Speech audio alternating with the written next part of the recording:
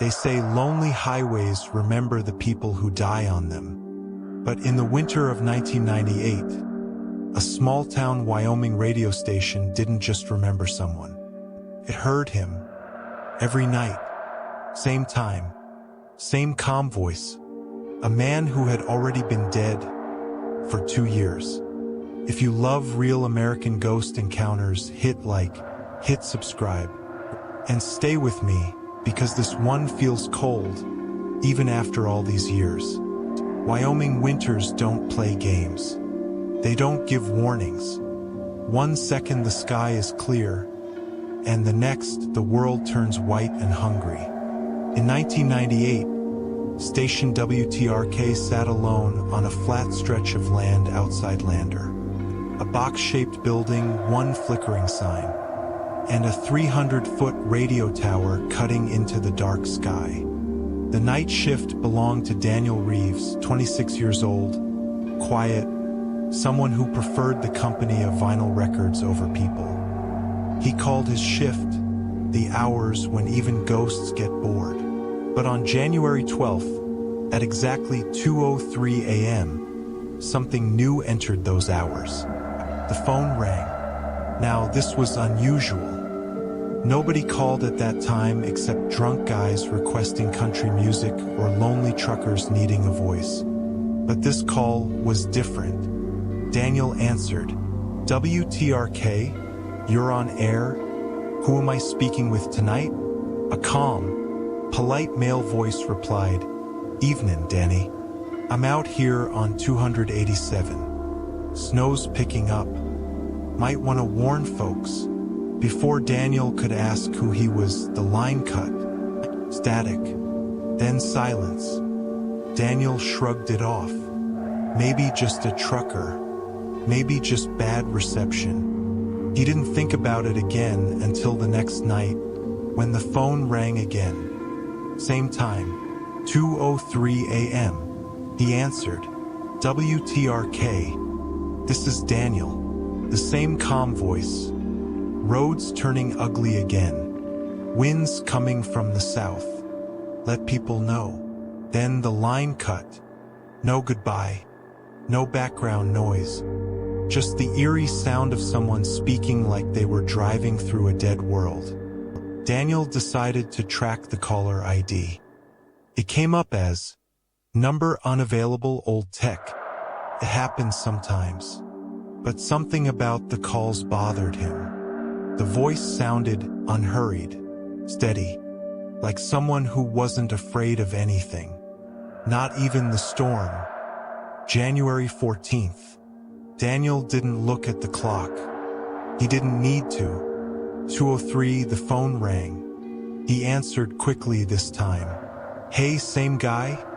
What's your name? You keep calling about Route 287. A soft, almost apologetic laugh came through the speaker. "Sorry, Danny. Habit. Used to do this route every night." There was a pause. Then, before the storm got me, Daniel froze. "What storm? What are you talking about?" But the voice continued, like Daniel hadn't spoken. "Winds shifting tonight. Tell folks not to take the South Bend." Then the phone went dead. Daniel sat there, listening to the silence, the hair on his arms standing up. He spent the rest of the shift replaying the words, "Before the storm got me." The next day, Daniel told the station manager, Rick, about the calls. Rick laughed it off. "Probably some trucker screwing with you. Late nights make your brain weird." But Daniel pushed.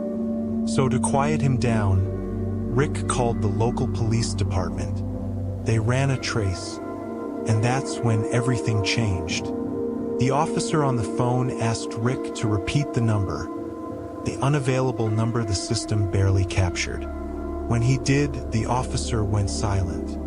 Then he said, "That number belonged to a man named John Caldwell. He died in a snowstorm on Route 287. 2 years ago." Rick slowly turned toward Daniel. You're telling me a dead man's calling my goddamn radio station? John was a 45-year-old delivery driver.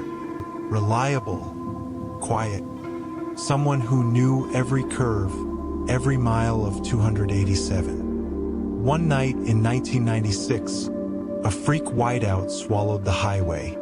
His truck was found half buried in snow. Engine still warm.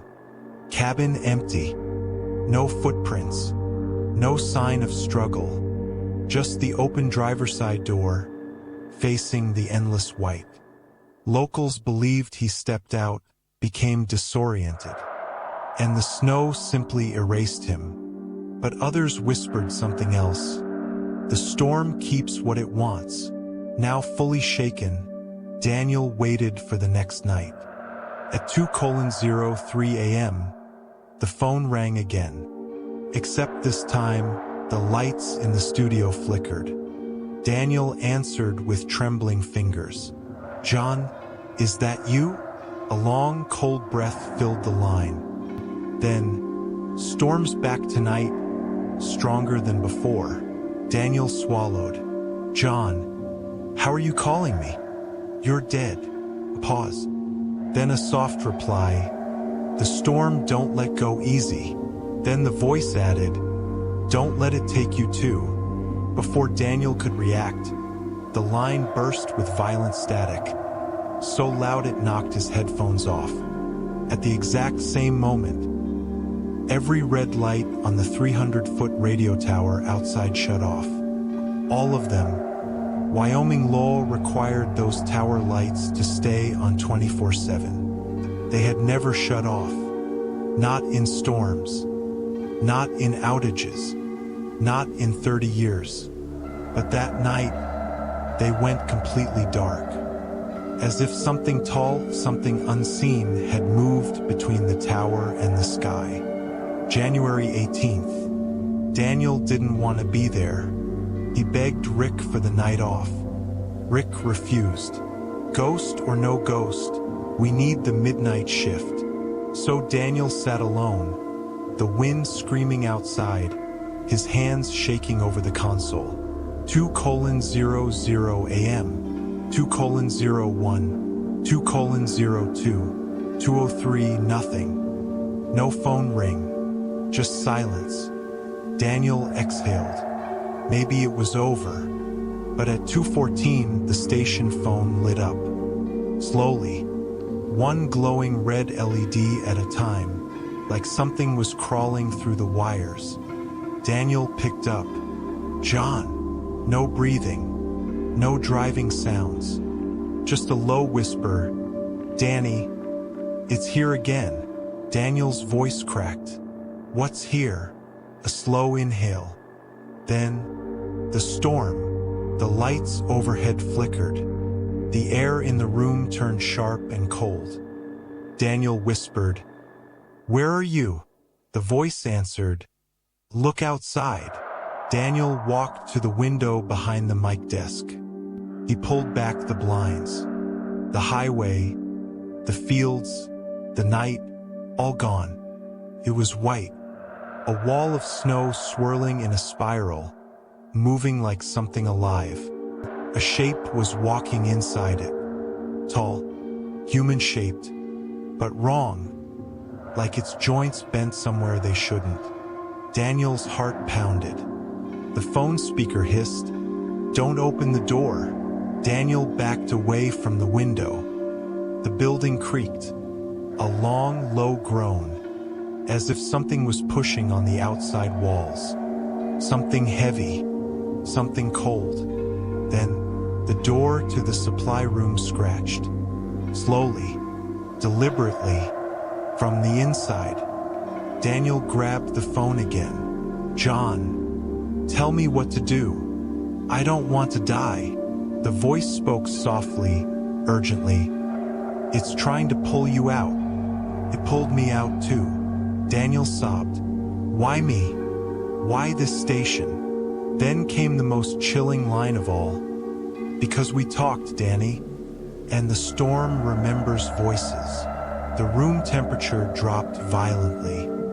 Frost crawled across the window glass from the inside. Daniel heard footsteps outside the studio door. Not human footsteps. He whispered into the phone, "John, please don't hang up." Pause. Then John's voice, trembling for the first time, "Danny, the storm took me again. Don't let it take you." The line clicked. Dead. At that exact second, every light in the station and on the tower went out. Total darkness. Daniel felt something cold brush the back of his neck. He ran. He didn't stop running until he reached the sheriff's station 8 miles away. When officers returned with him to the station, the door was still locked. The lights were back on. Nothing was broken, except for one thing.